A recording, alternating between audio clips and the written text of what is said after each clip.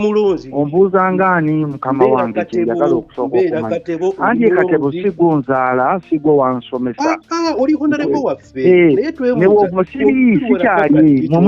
mwandaba ng'embizzi mundeke mwangoba ng'embizzi muganda wange nkusaba ondeke esimu eno ngenda giteeka mu security bakunoonye giteeke mu security banoonye olinga amazi tonvuma honorable agamba ati akatoga takwano ku direct van crush yes embeera nga bwekyo bwegenda muganda nga bw'ogiwulidde ebintu byatabuse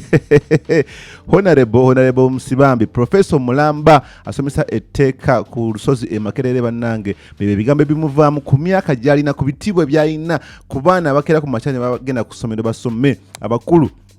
abato bonna abazadde abateekamu ssente zonna ne bamusindika agende e Makerere asome etteeka n'osangayo nga yono profesa w'emazima ddala awo Makerere awo mulina okugamba nti nedda tetusobola kukkiriza bintu nga bino webiti kugenda mu maaso mu ggwanga ate naffe ffennyini bannayuganda abalina abantu mu paalamenti betusindika mu paalamenti tugenda ne tusindika abantu mu paalamenti nga tetuletegereza baani bebaani empisa zaabwe ziri zitya kubanga omwami ono first of all abatamumanyi bulungi nnyo nti bwe yatuuka ku level ne bamujja mu paalamenti ate n'abasalako amasanyalaze n'ajjako ambulance buli kimu n'akitwala ng'alaga nti nno eri yali transaction nti byampankuwe omutampa kalulu sigenda bbawa bintu neweebuuza naye mazima ddala engeri gye tumanyimu bino ebintu tetuli bana byabufuzi tukimanyi nti nno omuntu yenna agenda mu paalamenti abamutume nga bakutumye kugenda kukiikirira baki balonzi so omulonzi bwasazewo olunaku lwalero amukubireko amwebuuzeko amugaye naye mazima ddala lwaki bwemamaaza teyamuvumye teyamwemudde naye bannanga omusajja yatabuse ngenda kuterako akatambi okawulire konna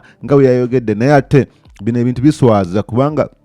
omuntu ali ku kiti kino level eno nga honorable Omulamba member of parliament wuyo ate FDC ate adduba mu myaka lulu ate adduse wa Museveni ate wuyo yayogera ebitabo bitakwatagana yagamba nti yateekawo nuupu naye ate nuupu naye mulema okujjawo kwegamba buli omu ku nsi feesi yono omukulu yono yafuuka kisekererwa neweebuuza nedda amazima ddala ye talowooza ku baana be talowooza ku famire ye kuba nti buli muntu nenena anaddeeyo nga bagamba yegwe mutabani wa Nsibambi yegwe muwala wa Nsibambi oba oleese buzibu bwereere ofuuse kisekererwa ofuuse kyaku kwegamba naye nga yeyembera bwekyo begenda muganda wange ebintu si byangu n'akamu ensiika y'ebyobufuzi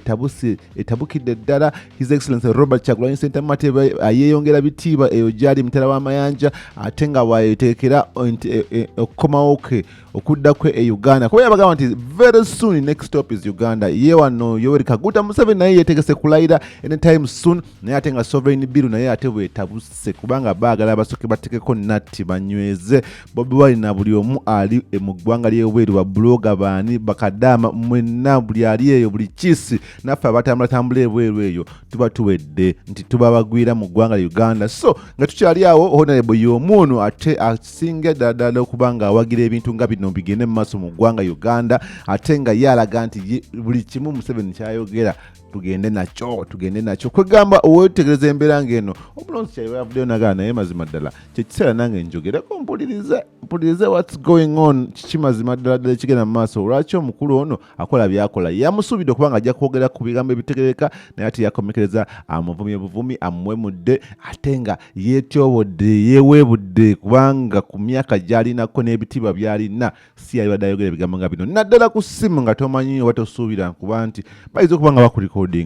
so kino kikulaga nti engeri gye bali ayisamu abalonzi kisanja kyona kyona kiweddewo era n'ensonga lwaki abalonzi bo banyigamu ne bagamba nedda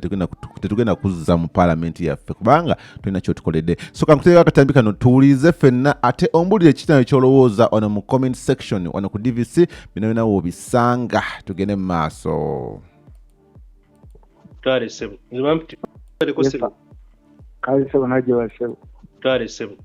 mpitibwa Paul wano okubiddwa ne Katebo ani Paulo Galabuzi nkubiddwa wano okuva e Katebo tuyazanya emirimu gy'okola honorable giriwa seboba emirimu gy'otuusaako engalo zo naye manja kubuuza oneesulwaza kupaka ddi oli musajja mukulu olina ssente wasoma naye oneesulwaza paka ddi mbuuza ngani mukama wange ndi mulonzi ombuuza ngaani mukama wange kyeyagala okusooka okumanya anti ekatebo sigunzaala sigwe wansomesa oli honorable waffe sikyali mwanda bange embizzi mundeke wangoba ng'embizzi muganda wange nkusaba ondeke esimu eno ngenda giteeka mu security bakunoonye olinga amazi tonvuma honorable bwatyo muganda waffe ate bwatyo muganda waffe Galabuzi ye bwe yagezezaako ate okwogera n'omukulu honorable ye gwe yeerondera gw'ataayisa nga mbizzi kyokka ate n'akomekereza ng'ebintu byo bityo bitambudde bwatyo bwafunye bwatyo bwe bamuwadde empeera ze ate n'amugamba nti agenda namuwayo mu security bamunoonyerezeko olw'ensonga nti munange kati yafuuka wa yero era buli bw'omulabako aba ayambadde essaati ya yero naye kati ng'alaga nti munange omanyi abasajja abamu oba n'abakyala abamu abali mu NRM batera okugamba nti ffe tulina amagye we have the security we have the magye kibeenyumirizamu ennyo so omukulu bwatyo bamugambe nti agenda namuwayo mu security ate babenga bamunoonyerezaako bakole byonna ebisoboka n'agamba munange tewali buzibu kasita security naye n'akimanya kuno obuzibu ki bwe mba nkoze kubanga ye kyakoze kwe kubuuza honorable we ye ng'omulonzi n'agamba munange lwaki weesirwaza yasi mugambe nedda okwesiriza kwe kuliwa omuntu nga lawmaker wabeera ate nekisinga obukulu gwe osomesa amateeka mu ggwanga ku lusozi Makerere Harvard ye Africa gwasomesa amateeka gwandibadde nga oli mu position esobola okumureasoninga out n'omu arguinga n'omugamba nedda no kiki kyosunze okugamba nti nemamaza mu itteeka lya gundi ate omukakase bulungi nnyo omulonzi nti etteeka lino ly'oleeta mu parliament oba ebbago libaleeta mu parliament lyowagira liina obulungi bwalyo oba liina kwegamba ng'omuntu omutegefu wati wabeera naye ate kati munange honorable Nsibambi professor Mulamba ate yeyongedde kuswaza buswaza bannamateeka aswaziza Makerere University aswaziza buli muntu gwe yali asomesezaako aswaziza parliament y'eggwanga Uganda aswaziza abebitibwa naffe abasala obuwala atanga ye muna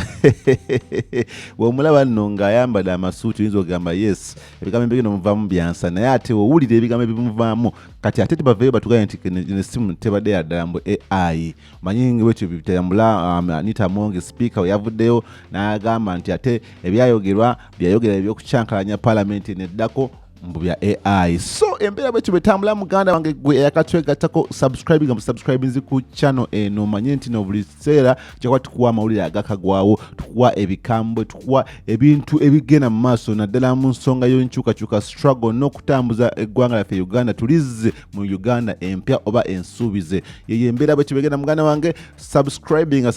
sharing commenting naye nga nti nga nkujjukiza nti video eno